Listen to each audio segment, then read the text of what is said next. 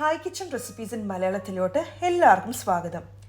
ഇന്നത്തെ വീഡിയോയിൽ എൻ്റെ ലിവിംഗ് റൂം ക്രിസ്മസ് തീംഡ് ആയിട്ട് എങ്ങനെയാണ് ഈ വർഷം ഡെക്കറേറ്റ് ചെയ്തതെന്ന് ഷെയർ ചെയ്യുന്നുണ്ട്.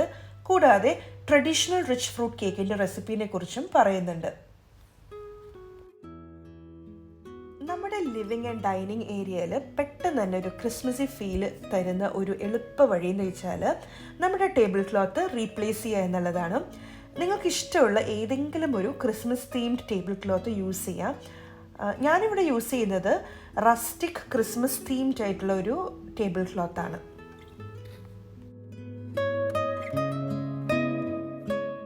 അതുപോലെ തന്നെ കുഷൻ കവേഴ്സും ക്രിസ്മസ് തീംഡ് ആയിട്ട് ചെയ്യുന്നതും ഒരു പ്രത്യേക ഭംഗിയായിരിക്കും. നമ്മുടെ നാട്ടിൽ ശരിക്കും പറഞ്ഞാൽ ഇപ്പോൾ ഒരുപാട് ഹാൻഡ് വർക്ക് ഒക്കെ ചെയ്തിട്ടുള്ള Christmas themed pillow covers, cushion കവേഴ്സൊക്കെ കിട്ടാനുണ്ട്. പക്ഷെ ഇവിടെ ഇച്ചിരി ബുദ്ധിമുട്ടാണ്. അപ്പോൾ എനിക്ക് കിട്ടിയത് ഇതുപോലത്തേക്കാണ്. എന്നാലും ഇതും നല്ല രസമില്ലേ കാണാനായിട്ട്.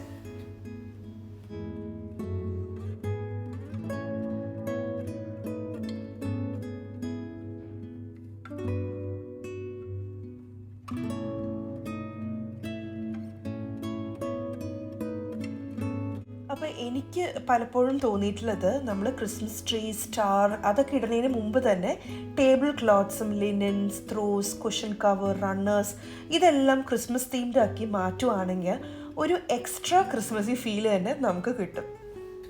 അപ്പോൾ ഇതോടെ നമ്മുടെ ക്രിസ്മസ് ഡെക്കറേഷൻ ടിപ്സ് ഒന്നും അവസാനിക്കുന്നില്ല കേട്ടോ. ഇനിയും കുറേ നല്ല ടിപ്സ് ഷെയർ ചെയ്യാനുണ്ട്. പക്ഷെ ആദ്യം നമുക്കൊന്ന് കിച്ചണിലോട്ട് പോകാം. ഞാൻ അവിടെ ഉണ്ടല്ലോ ട്രഡീഷണൽ റിച്ച് ഫ്രൂട്ട് കേക്കിൻ്റെ മിക്സിങ് ചെയ്യുവാണ്. അപ്പോൾ അതൊന്ന് കണ്ടിട്ട് വരാം. ഇതൊരു traditional style rich fruit matured plum cake റെസിപ്പിയുടെ മേക്കിംഗ് ആണ്.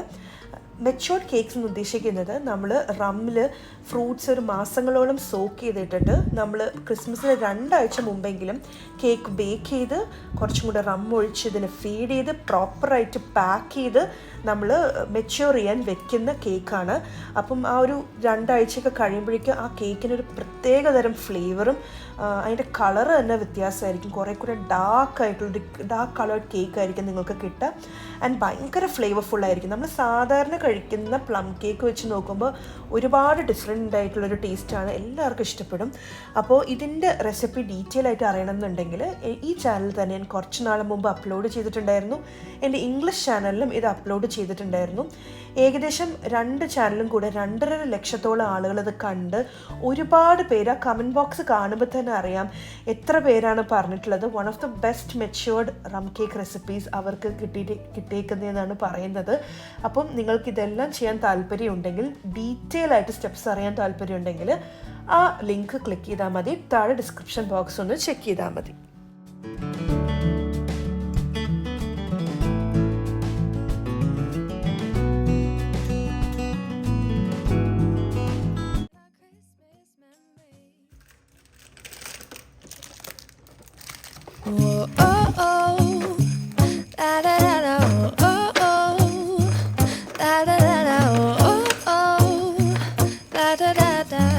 Making our Christmas memories.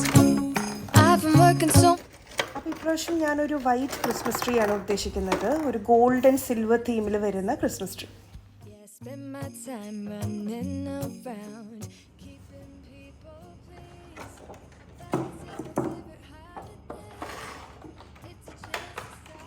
ഇനി ഞാൻ നിങ്ങൾക്ക് ഷെയർ ചെയ്യുന്നത് ക്രിസ്മസ് ടൈമിൽ ടേബിളിൽ സെറ്റ് ചെയ്യാൻ പറ്റുന്ന 2 DIY സെൻറ്റർ പീസസ് ആണ്.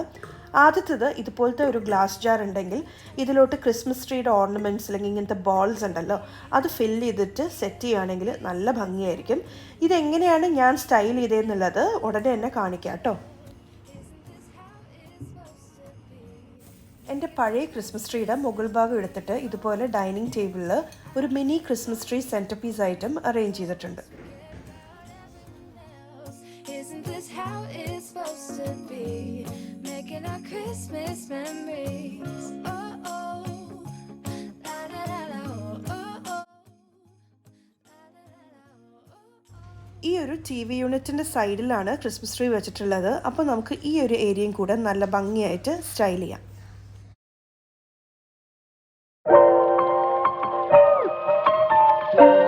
ഇന്നത്തെ വീഡിയോയിൽ കാണുന്ന ഒരുവിധ എല്ലാ പീസസും ഞങ്ങൾ ട്രാവൽ ചെയ്യുമ്പോൾ കളക്ട് ചെയ്തിട്ടുള്ളതാണ്.